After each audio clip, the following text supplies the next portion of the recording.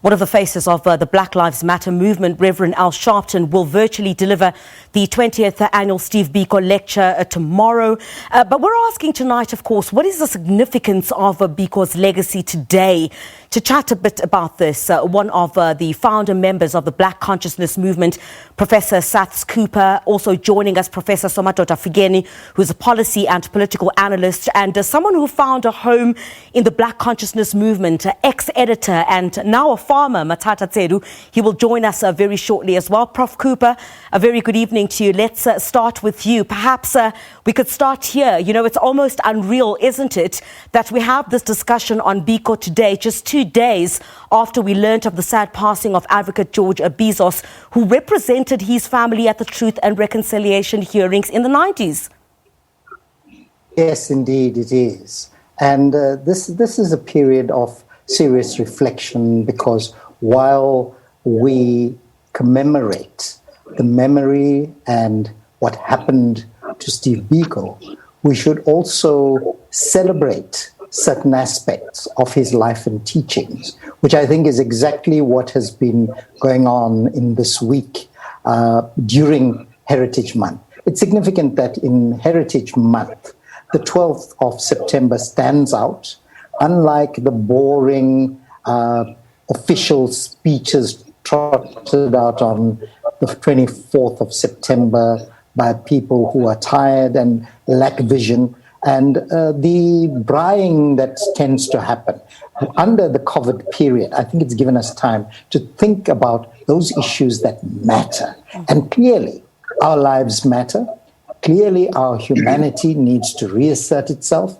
And more than a quarter century after democracy, the psyche, if I can use the term, of Black South Africa remains blighted by this mental subjugation of white or European American visage being the aspirational standard connoting excellence, superiority, and the epitome of desirability, whilst we on the southern tip of Africa, not in Asia, not in Europe, not in America, and all aspects of Black life have been subordinated to that majority that is economic and cultural in our lives that connote Europeanism. And it's about time that we debunked those myths, created a society that speaks to the human condition. Restoring our common humanity is the way to go, because I cannot be a color, I cannot be a language, I cannot be a belief. We have the same biology if we are free to acknowledge it. Mr. Tsedu, I think I should bring you in there. I think it's important to bring into this discussion events of the past few days. I mean, the racist clicks advertisement, which is a clear indication of Black people today still fighting the race battle of apartheid. I mean, you found a home in the Black Consciousness Movement. What do racist incidents such as this say today? Thank you, Griselda, and good evening. I think if we look at the life of Steve Biko, I would assert that he would be turning in his grave over this issue around cliques, not because cliques dared to insult us, because I think insofar as Biko was concerned, he would expect white racism to do what cliques has done. But I think he would be turning in his grave because, in a sense, they were able to do that because a lot of Black women walk around with hair that is not theirs, that they are trying to look like the people they are not, which is a reflection of an inferiority in themselves and in their own identity.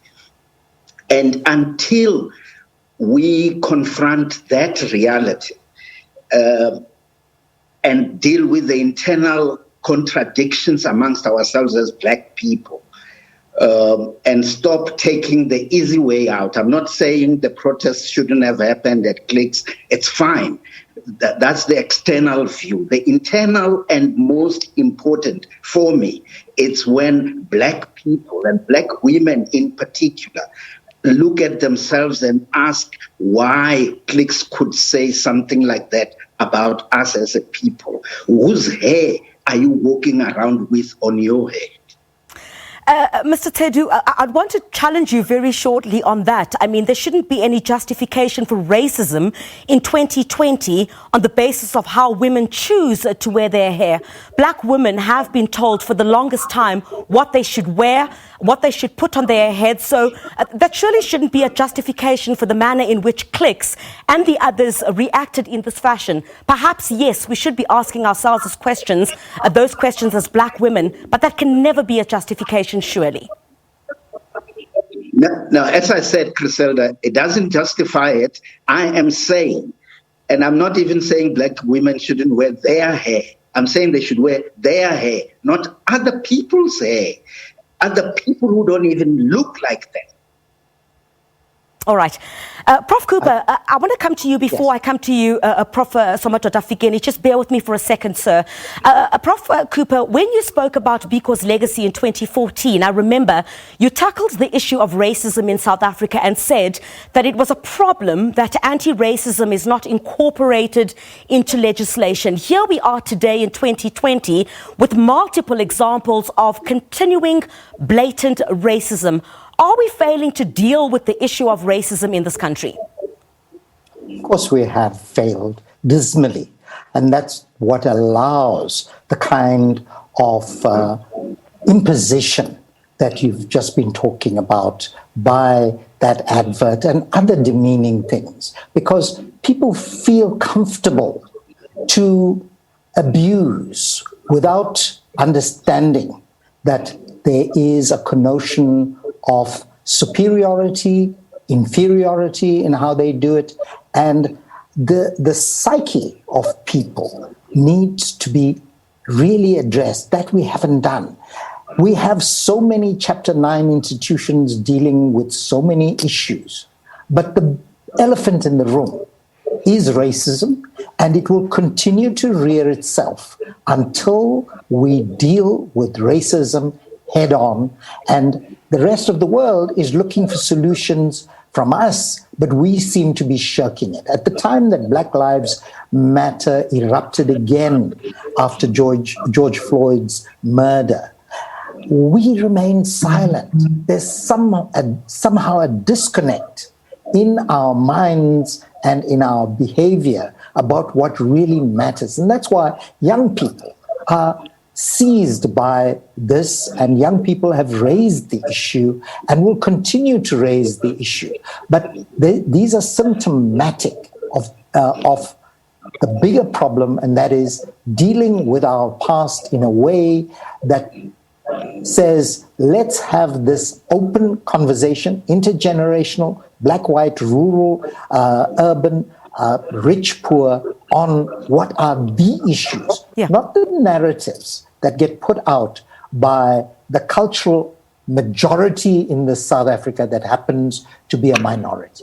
Prof. Fikeni, I really want to bring you in there. I mean, if we look at the state of South Africa today, state capture, I mean, the COVID-19 pandemic also another example that exposes how today there's been no shame in corruption and blatant theft of monies meant for the poor.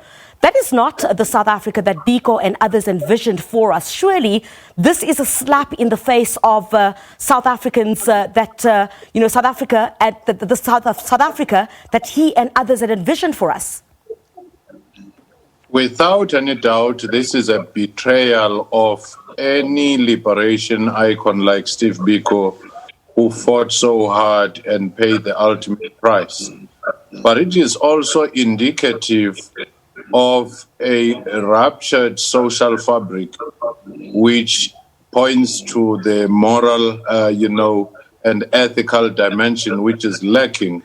If you had patriotic revolutionary consciousness, you wouldn't have the elite assimilating into the existing system and simply stealing in order to look like they are big and the conspicuous consumption of wealth. Because our notion of who is the success and who is not is now based mainly on your crass materialism, on your conspicuous consumption, as well as conspicuous display of riches. And it is there where corruption comes in. We no longer put as the generation of Biko, as the generation of, Advocate Bezos had put forward the values, the character of people and their consciousness about the social justice issues. Once those are not there, then people become career politicians, they become entrepreneurs without any sense of ethical consideration or human solidarity. Prof. Fikeni, I mean, if we look at where we are today, the principle of equal rights for all remains a pipe dream. Economic inequality continues to thrive. I mean, Steve Biko would certainly be disappointed with the lack of progress that has been made. There is no doubt that what we have inherited is political power, but we have left out economic power and social power. And that in itself is a misunderstanding of power dynamics, that you could have a political majority in parliament and still not have power, because in a hegemonic system, you ought to transform the economy into that which is transformed, inclusive and people-centered. And we have seen that has not happened. Hence, today, we have become one of the most unequal societies in the world. Hence, today, we still have apartheid and colonial geography, which places people who were oppressed still at the bottom of the socio-economic ladder in the main. It boggles the mind, Prof. Cooper. Perhaps let me come to you as well. I mean, if we look back at Biko and the circumstances then, dying in detention, a victim of police brutality during the apartheid era, post-apartheid, first thing that comes to mind or I remember is Andries Tatane. And just the other day, 3 policemen linked to the murder of Eldorado Park teenager Nathaniel Julies were appearing in court. Police brutality is also something that is still rife in South Africa. This is something that Steve Biko would be ashamed of. Well, I think that I would slightly correct what you're saying. Yes. Are we really in a post-apartheid society when these things confront us? I think not, because we have adopted the apartheid systems in certain very significant ways. For instance, race classification. Yeah. That came from the apartheid era, and we perpetuate it. The kinds of diminution that we find against certain people was perpetuated during the Bantustanization period in particular, and we've created geographic entities where people are proud that they are Basotho, which is important, or Zulu, very important, but to the exclusion of understanding that we are one people, we are one humanity, we are one country. Indeed, we don't have that nationhood. So the issues that we inherited from our colonial and apartheid past, the violence, the racism and the sexism, and the economic exclusion find resonance now in all spheres of our lives. And unfortunately, they've not been addressed, save through window dressing like BEE, etc., etc. We have not dealt with the serious problems that confront our country, and it's about time that this society began examining that dearth of focus on the issues that can resolve, be resolved, and which can take us to a newer place. Because our youth out there are tired, they stay away from elections, they're the majority, but they don't play a role in our social, in our economic and other lives, except in the negative when they do the kinds of things in reaction to what they confront, like has happened with that advert. So I think we need to re-examine where we are. And unfortunately, our education system has failed us. We have got a dumbing down of our education system. We have created that dependency which would make Verwoerd proud of what we have created, which he failed to do in his lifetime. But during the democratic era, we seem to have done that kind of diminution of self, that lack of affinity with ourselves, our history, our fellow human being, and created that crass individualism that we see out there, where the examples given already of rapacity, of robbery, and entitlement prevail in our society. It's about time that we created a new missioning for this country. And this Heritage Month gives us that opportunity to repurpose our politics, our thinking, in order to create that agency that is sorely needed, rather than continue to build on that dependency, that psychological hamstringing that is so apparent. Mr. Tsedu, I would like your view on that as well. You know, if we look at the life and times of Steve Biko, certainly the example that I just gave now, issues of police brutality, I did say, first coming to mind is your Andries Tatane, as well as Nathaniel Julius in El Dorado Park. Clearly, there's vehemently something wrong with society today, a dark past that has not yet been dealt with in the right way. And I think Steve would have defined it as self-hate, because in all those incidents that you are mentioning, whether it's Tatane or Nathaniel, it's black cops who've been arrested for this. So you had a situation during apartheid where white cops treated white people very well, and they treated black people very badly. And black cops treated black people just like white cops treated black people very badly. So what you now have is a situation where that self-hate has continued despite 1994. And Steve said to us, we have to love ourselves. This is where it starts. You must love yourself, love your people, love everybody, but love your people more. And have the courage to actually confront what is our reality now, which is a serious complex amongst a lot of us who don't think that we are capable of doing the right things. And that is really, if there is a challenge that Steve throws at us, it's about confronting our realities today, analyzing our situation correctly, and then doing what is right, which is organizing people. Do what I would call a reset button needs to be pressed, and we start afresh about who we are. This is our country. We don't have any other country. This has to work, and we are the people who must make it work. We can't make it work by banning 20 schools in Vuani, or by digging up roads, or by stealing money that is designed for COVID. No. We can't. When you press the reset button, you're going back to who you really are. And in fact, Mr. Tsedu, I saw a piece you wrote on that. Prof. Fikeni, I mean, there's still an issue of where black South Africans still feel marginalized.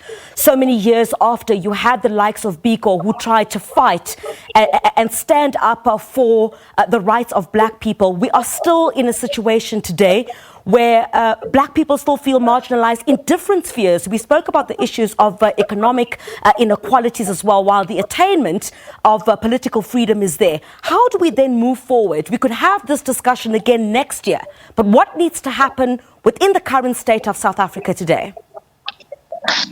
Well, I do think that the first thing we should do is to invest in the human agency and consciousness, because we seem to have invested in the last 26 years on institutions on structures, on infrastructure, and forgot the most important thing, a human consciousness, which ought to drive and sustain those.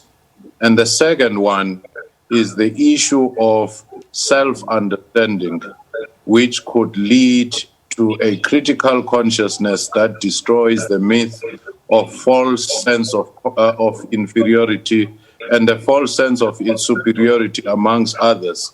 And beyond that, I do think that we ought to press a reset button, as Mathatha was saying, in a sense of saying certain things have simply not worked.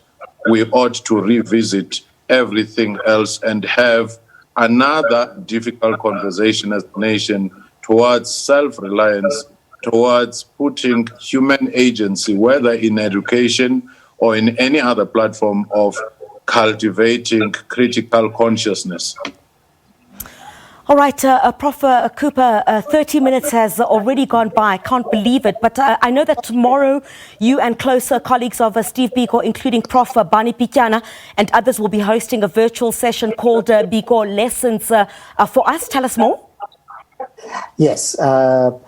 People who were at the founding of SASO, who were part of creating the ideology of Black consciousness with Steve Biko, Dr. Mampela Rampele, Ambassador Tenjiwe Mtinso, and Dr. Bani Pityana will do a session 1 hour before the Steve Biko lecture. It will be on Facebook, and I think it's going to be covered by some of the free to-air channels of SABC as well as some radio stations. Yeah. And on Facebook, it will be on 70s group, 70S group. Yeah. It's open to anyone, and there's lots of excitement because it's not only a personal glimpse from each of the key persons, but it's also dealing with exactly the questions you're raising. What is it that we should be doing? What would Biko have done? And the important thing also that we tend to forget is, as Mandela said, the Biko had to be killed by apartheid because of the quest he was involved in. And that quest is something that we still are after, to ensure that we restore our common humanity, regain that without regard to color, without regard to all the other pigmentation and other silliness that tends to get used in our society. Gentlemen, I wish we had more time, but unfortunately, time doesn't allow us to continue. Thank you very much indeed for having this very important discussion with us here on SABC News. A founding member of the Black Consciousness Movement, Professor Saths Cooper, Professor Somadoda Fikeni, policy and political analyst, and ex-editor, now a farmer, who someone who also found a home in the Black Consciousness Movement, veteran journalist Mathatha Tsedu. Thank you very much, gentlemen, for having this discussion with us on the show this evening.